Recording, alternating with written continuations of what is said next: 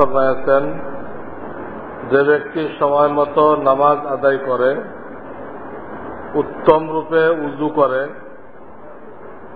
খুশু খুজুর সাথে নামাজ পড়ে, ধীর স্থিরভাবে নামাজে দাঁড়ায়, রুকু সিজদাও উত্তম রূপে শান্তভাবে করে, মোট কথা নামাজের সবকিছু উত্তম রূপে আদায় করে, তাহার নামাজ উজ্জ্বল ও নুরানি হইয়া উপরে যায়, আসমানে যায়, এবং নামাজিকে দোয়া দেয়।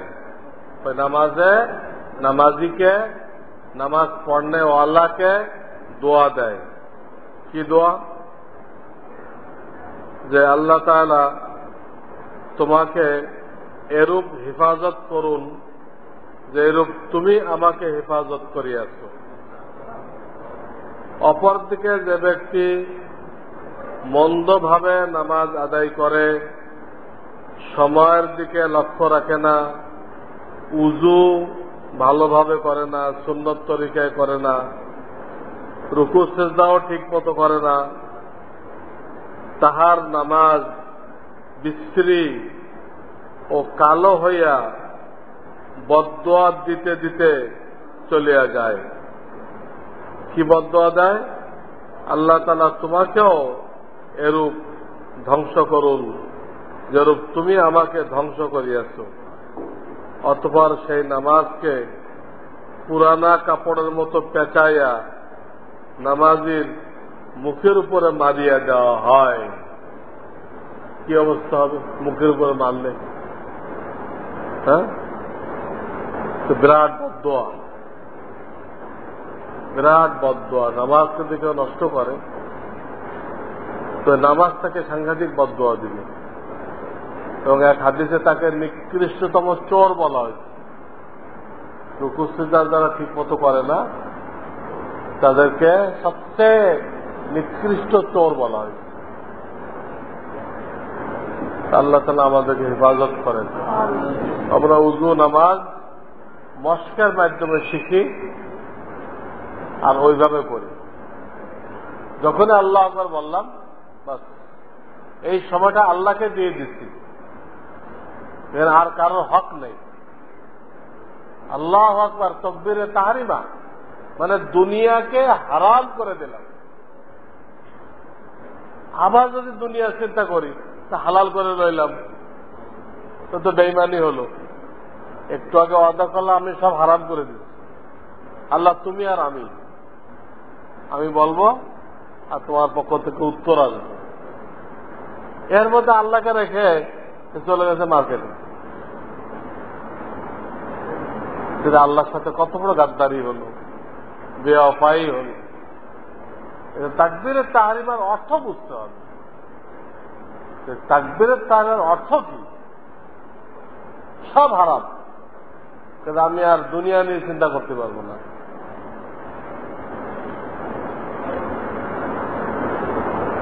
আমাদের এলাকার ফলের দোকানদাররা রাস্তার ফুটপাতের অর্ধেক অংশ জুড়ে দোকান বসিয়েছে। এতে জনগণের চলতে সাংঘাতিক কষ্ট হয়। তাদের এ তরিকায় ব্যবসা কতটুক শরীয়ত সম্মত? রাস্তা তো জনগণের চলাচলের জন্য, এই চলাচলে বিঘ্ন করে দোকান বসানো এটা জায়েজ নেই। দোকান বসাইতে হলে চলাচল নিশ্চিত করতে হবে, স্বাচ্ছন্দ্যে যাতে মানুষ চলতে পারে ব্যবস্থা রেখে কোন সাইড দিয়ে বসাইতে পারে। সেটা বলা হলো এইভাবে হালাল হবে না ব্যবসা, মানুষকে কষ্ট দিয়ে। কোন ব্যক্তি যদি সূর্যোদয়ের 1 মিনিট পূর্বে নামাজ শেষ করে তবে তার নামাজ হবে কিনা? হ্যাঁ, হয়ে গেছে। সূর্যোদয়ের 1 মিনিট পূর্বে ফজরের নামাজ শেষ করছে তো তার নামাজ সহি হয়ে গেছে। যদি নামাজে থাকা অবস্থায় বেলা উঠে যেত কিছুটা হইল, তাহলে এই নামাজ হইত না। তবে ওই দিনের আসর যদি কেউ বেলা ডুবা অবস্থায় পড়ে, ওই দিনের আসর যে কোনো কারণে পড়া হয় নাই, বেলা ডুবতেছে এই অবস্থায় পড়ছে, তা আল্লাহর দয়ায় মায়ায় এটা হয়ে যাবে। বেলা ডুবতে ডুবতে আসর হয়ে যাবে, কিন্তু বেলা উঠতে উঠতে ফজর হবে না। বেলা উঠতে উঠতে ফজরের নামাজ সহি হবে না, কিন্তু ডুবতে ডুবতে আসর হয়ে যাবে। তো এত দেরি করা ঠিক না, এরপরও বিপদ আপদের সময় কাজে লাগে। গাড়ি ঘোড়াতে সুযোগ দেয় না, তখন করতে হয়। মহিলাদের নামাজের পার্থক্য দেখিয়ে দিলে উপকৃত হব। ওরা আমাদের মতো দাঁড়াবে, মহিলারা দুই পায়ের মাঝে 4 আঙ্গুল ফাঁক করে দাঁড়াবে, ওড়নার ভিতর দিয়ে হাত কাঁধ পর্যন্ত উঠাই দেবে, ওড়নার ভিতর দিয়ে কাঁধ পর্যন্ত উঠাবে, উঠায় এই দুটো হাত বুকের উপরে রাখবে, আঙ্গুল মিলে হাত কোথায় রাখবে, এরপরে সূরা কেরাত যা আছে সব পড়বে। পড়ে রুকুতে যখন যাবে তখন 2 গোড়ালি মিলাই দিবে, গোড়ালি একত্র করে দিবে, হাঁটু একটু সামনে বাড়াই দিবে, হাঁটু দিয়ে হাত এখানে ছিল যে এটা আস্তে করে বডির সাথে মিশায় 5 আঙ্গুল মিলায়ে হাঁটু পর্যন্ত পৌঁছাই দিবে। আগে তো বুকের উপর ছিল, ওখান থেকে শরীরের সাথে মিশায়ে ওড়নার ভিতর দিয়ে 5 আঙ্গুল মিলায়ে কোথায় পৌঁছাই দিবে, হাঁটু পর্যন্ত। এতে অল্প একটু আমরা তো একদম এইভাবে ঝুঁকি, এর ঝুঁকি না, ওরা তা না, ওরা এরকম ঝুঁকবে, সামান্য ঝুঁকবে। এরপর যখন সিজদা যাবে, জমিনের কাছাকাছি যাবে, তো ডান দিক দিয়ে দুনো পাও বের করে দিবে, ডান দিক দিয়ে দুনো পাও বের করে দিবে, ডান দিক দিয়ে দিয়ে ওই পায়ের আঙ্গুল আবার যথাসম্ভব কোন দিক করবে, কেবলার দিক করে 2 হাঁটুর সাইডে হাত রাখবে, এক হাঁটু এর সাইডে এক হাত, এই হাঁটু হাঁটু এর সাইডে আর এক হাত রেখে ওই হাঁটুর সামনে ওই জায়গায় সিজদা করবে, পেট রানের সাথে একদম লেগে যাবে,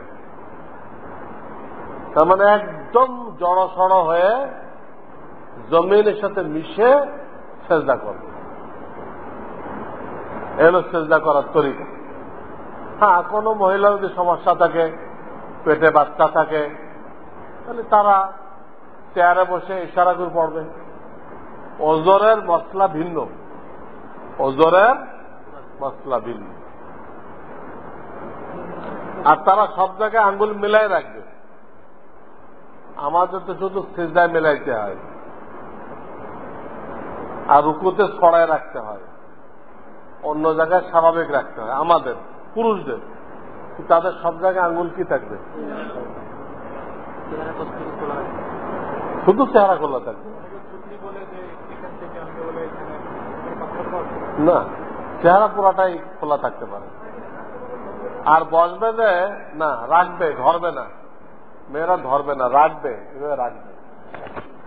বসবে যে 2 নিতম্বের উপর বসবে, আর ডান পাও তো কি করবে, দুনো পাও কি করবে, ডান দিক দিয়ে বের করে দিবে।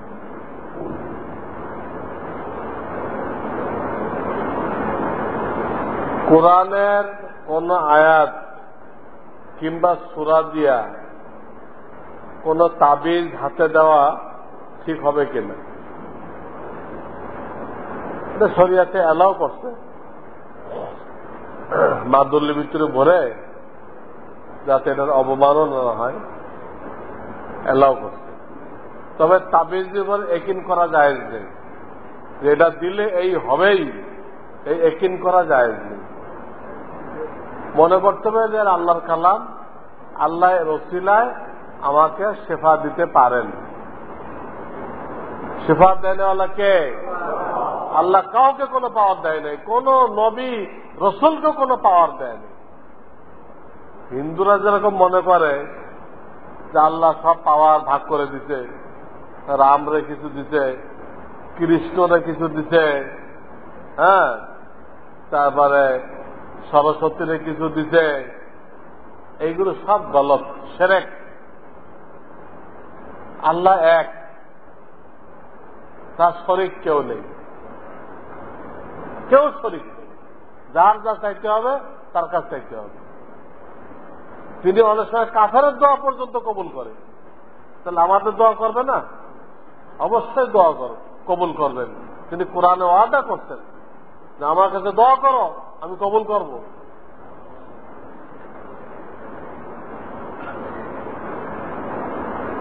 কিছু লোক আছে যারা হাদিস চর্চা করে, তারা বলে কোনটি সহিহ আর কোনটি জয়ীফ হাদিস তারা বুঝতে পারে।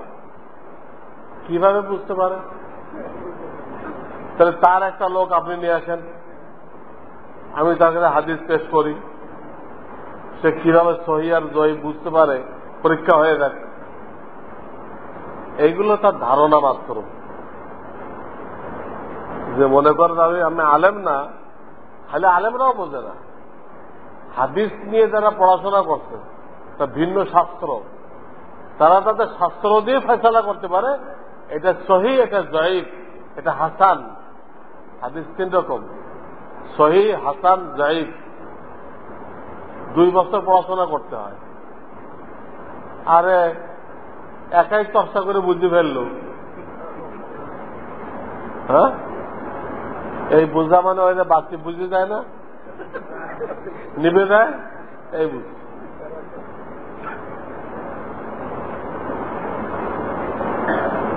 এমন স্থানে গমন করেছে যেখানে উযু করার জন্য পানি বা তায়াম্মুমের ব্যবস্থা নেই, নামাজ রক্ত চলে যেতেছে, তাহলে কি করবে সে? আমাদের মাঝাবে ওই সময় সে বসে কিছুক্ষণ দোয়া দুরূদ পড়বে, বিনা উযুতে নামাজ পড়বে না। পানিও নেই, তায়াম্মুম করার মাটিও নেই, আর রক্ত যায়, তাহলে এই অবস্থায় নামাজ পড়ার সুযোগ নেই। তো কি করবে? সে বসে কিছুক্ষণ জিকির আজকার করবে। এছাড়া তাসাব্বুহ বিস সালাত, নামাজীদের অনুকরণ, এটা করবে আপাতত। পরে যখন পানি বা মাটি পাবে তখন সে পবিত্রতা অর্জন করে এই নামাজটা পড়ে নেবে। আল্লাহ তাকে কাজার গুনাহ দিবেন না, কাজা হয়ে গেছে এরকম কোন শাস্তি দিবেন না। কেহ নামাজের শেষ রাকাত পাইল, সেক্ষেত্রে ছানা পড়ার তরিকা কি? শেষ রাকাত যখন পাইল, ইমামের উভয় দিকে সালাম ফেরানোর পরে সে যখন উঠবে, উঠে দাঁড়াবে, দাঁড়ায় পয়লা কাজ ছানা পড়া। পয়লা কাজ কি? ছানা পড়া। পড়ে ওই রাকাতে সূরা মিলাবে, মিলায় রুকু সিজদা করে ওখানে বৈঠক করবে। কি করবে? বৈঠক করবে। আবার উঠবে, উঠে সূরা কেরাত পড়বে, সূরা মিলাবে, সূরা মিলাবে, মিলায় রুকু সিজদা করবে, করে এইখানে আর বৈঠক করবে না, বসবে না, দাঁড়ায় যাবে। যে আর এক রাকাত পড়বে শুধু ফাতিহা দিয়ে,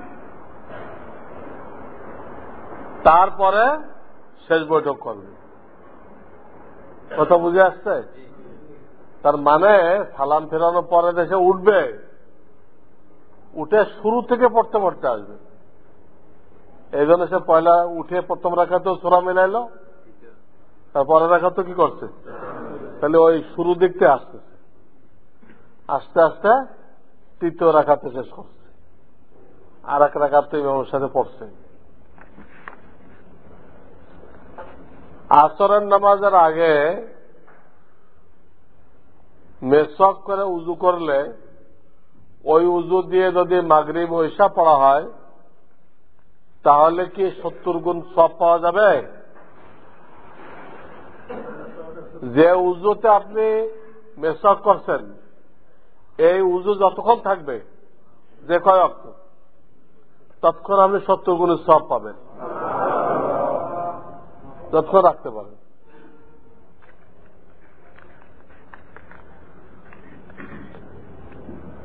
কোন ব্যাংকার যদি আমার বাসায় আসার সময় কোন খাবার বা উপহার কিনে নিয়ে আসে, বা ব্যাংকার আত্মীয়র বাসা থেকে যদি কোনো খাবার আসে, সেক্ষেত্রে ওই খাবারটা বা উপহারটা কি করা উচিত?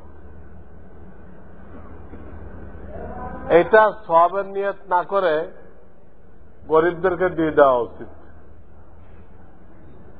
কারণ এইটা অপারগ অবস্থায় তার জন্য জায়েজ আছে।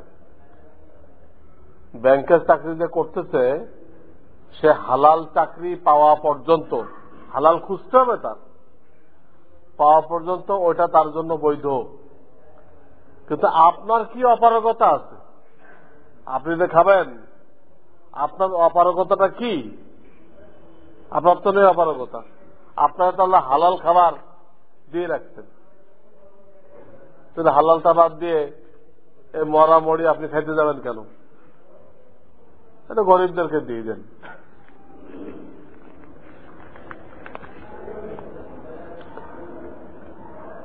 কেউ যদি সরকারি মাল আত্মসাৎ করে তাহলে তা আদায় করার উপায় কি?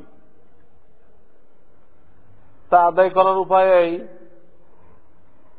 সরকারি বিভিন্ন টিকিট অনেক কিছু থাকে না, যেগুলো কিনলো, কিনে ছিঁড়ে ফেললো, ব্যবহার করলো না, তা আদায় হয়ে গেল। একটা লোক সরকারের 1000 টাকা মারছে যে কোনো ভাবে হোক, তো উদাহরণস্বরূপ সে একবারে বা কয়েকবারে 1000 টাকার টিকিট কিনলো, কি করলো? কিন্তু সে কি করলো না, সে ভ্রমণ করলো না। তাহলে সরকারের যে টাকা সে মারছিল ওই টাকা সে সরকারের ফান্ডে আবার পৌঁছায় দিল, এভাবে পৌঁছায় দিল। শার্ট পরা যাবে কিনা? এমনি তো শার্ট পরা হারাম না, কিন্তু নামাজি ব্যক্তির লেবাস একটু লম্বা হওয়া উচিত, হাঁটু পর্যন্ত, যাতে সতর ঠিক মতো ঢাকে। শার্ট পরা হারাম না, জায়েজ আছে, কিন্তু এটা আল্লাহওয়ালাদের লেবাস না। এটা এমন লেবাস পরতে হবে যে দেখলে এই জন্য একজন আল্লাহওয়ালা মনে হয়। আপনি আল্লাহওয়ালা হন বা না হন, তাদের সুরত বানান। সুরত বানালে লাভ এই, ধানের সাথে যেন সেটা কি হয়ে যায়, বিক্রি হয়ে যায়, যে আল্লাহওয়ালাদের সুরত ধারণ করবে সে আল্লাহওয়ালাদের সাথে পার হয়ে যাবে। এই বেশভূষাটা বেকার না, বেশভূষাটা কি না, বেকার না। ধানের সাথে চিটা পার হয়ে যায়, কিন্তু ধানের সাথে নাড়া পার হয়ে যায়। ধানের মতো তো হইতে হবে। আল্লাহওয়ালার সাথে যারা চিটা ভিতরে নেই কিছু, কিন্তু দেখতে আল্লাহওয়ালার মতো, এটা মনে করেন চিটা ধান, এটা আল্লাহওয়ালাদের সাথে পার হয়ে যাবে। কারণ তার দিলে আল্লাহওয়ালাদের মহাব্বত ছিল। মহাব্বত না থাকলে সে কখনো তাদের সুরত ধারণ করত না। এই মহাব্বতটা আল্লাহ মূল্যায়ন করবেন, যে এই লোকটার আমলে ত্রুটি থাকতে পারে, কিন্তু সে আমার প্রিয় বান্দাদেরকে ভালোবাসত। আর হাসরের ময়দানে যে যাকে মহব্বত করবে সে তার সাথে থাকবে। এই জন্য সাধারণ লোক হয়েও যদি তার বাহ্যিক চালচলন, লিবাস, পোশাক আল্লাহওয়ালাদের মতো হয়, এটা পরকালে জাহান্নাম থেকে মুক্তির একটা বড় ওসিলা হবে। আল্লাহ আমাদেরকে তৌফিক দান করুন। আপনাকে দেখলে পয়লা নজরে যেন মনে হয় আপনি একজন আল্লাহওয়ালা, তাই আপনি না হন, দেখলে যেন এরকম মনে হয়। আপনি সুরতটা এরকম বানায় রাখবেন, এটা আপনার বিরাট কাজে লাগবে। কোটটাই পড়লে তো আপনাকে পয়লা নজরে মনে হবে যে এই লোকটা খ্রিস্টান। যদি এটা ধুতি পরেন তা আপনাকে যে দেখবে মনে করবে এই লোকটা হিন্দু। ধুতি একটা পাঁচটার মধ্যে গুজে দিচ্ছেন যে হাঁটতে আছে, কি বুঝবি এটা হিন্দু। হ্যাঁ, আবার এই টাই টুই লাগাইছেন, বুঝলেন লোকটা মনে হয় খ্রিস্টান, এই বুঝবে সে। তো এই জন্য আপনা আমাকে দেখতে যেন আল্লাহ আল্লাহ মতো মনে হয়, এরকম সুরত আমরা বানাবো ইনশাআল্লাহ। এটার দ্বারা আল্লাহ তাআলা আমাদেরকে পার করে দিবেন। সুবহানাল্লাহি ওয়া বিহামদিহি সুবহানাল্লাহিল আযীম। اللهم صل على محمد النبي الأمي وعلى آله وسلم تسليما.